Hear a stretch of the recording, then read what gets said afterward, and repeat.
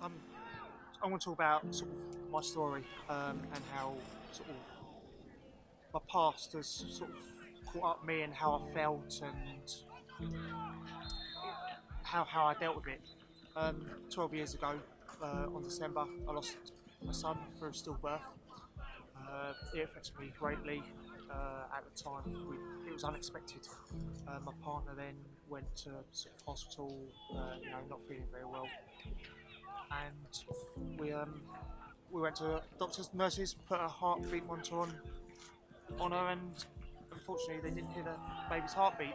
She was 39 weeks pregnant, fully formed baby. The weeks after that, all I can say is my world had stopped. Maybe my world had stopped, but the outside world kept going. The bills kept coming in. Um, we At the time I didn't know what to do.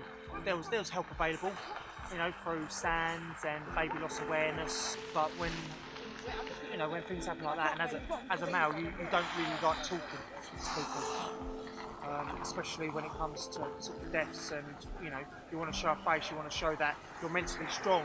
Well, it's fine to talk. You can talk to. There is people out there who's talking. Don't be quiet. I've seen what it does to affect to myself. I've seen it affect other males who've lost children.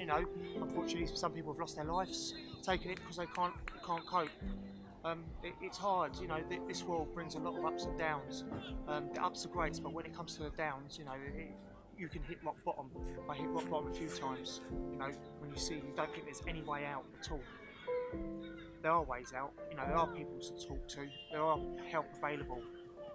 My suggestion is don't go quiet. There is help, and it's okay not to be okay.